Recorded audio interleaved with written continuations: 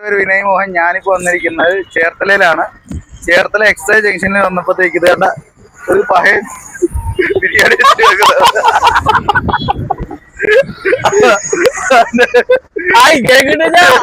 അതിന്റെ ബിരിയാണി എങ്ങനെയുണ്ട് നോക്കാതെ.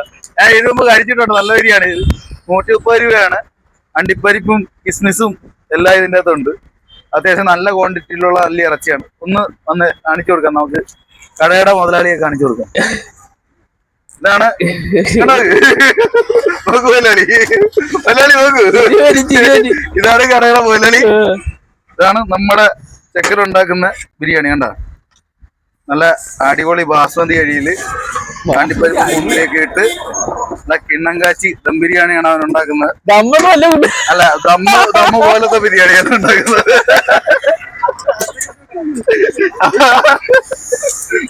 നമ്മുടെ ചേർത്തല എക്സൈസ് ജംഗ്ഷൻ വഴി പോകുന്നവരാണെന്നുണ്ടെങ്കിൽ സഹകരിക്കുക.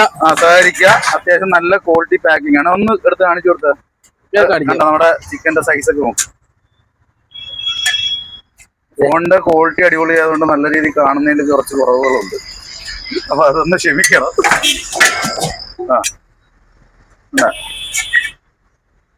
അവൻ തന്നെ ഒറ്റയ്ക്ക് ചെയ്യുന്നതാണ്. അവൻ തന്നെ പാചകം ചെയ്ത് വീട്ടിൽ നിന്ന് പാചകം ചെയ്ത് ഇവിടെ കൊണ്ടുവന്ന് സെല്ലിയുമാണ്. അപ്പൊ നല്ല ക്വാളിറ്റിയിലുള്ള ബാസ്മതി അരി, കൂടിയ ബാസ്മതി അരി. 1 കിലോക്ക് എത്ര?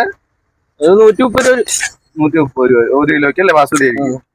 130 രൂപ വിലയുള്ള അത്യാവശ്യം ബാസ്മതി അരി. അപ്പം അതിൽ അണ്ടിപ്പരിപ്പ് കിസ്മിസ് ഒക്കെ ഇട്ട് നമ്മൾ അത്യാവശ്യം നല്ല ക്വാളിറ്റിയിൽ ഉണ്ടാക്കുന്ന. ജസ്റ്റ് നിങ്ങളൊന്ന് വന്ന് ട്രൈ ചെയ്ത് നോക്കും. ഫ്ലേവേഴ്സും കാര്യങ്ങളൊക്കെ കുറവാണ് അല്ലേ?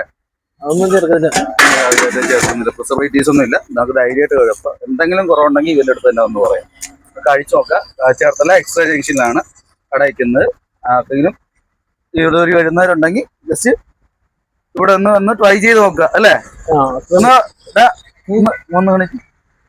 Okay, Tata, thank you.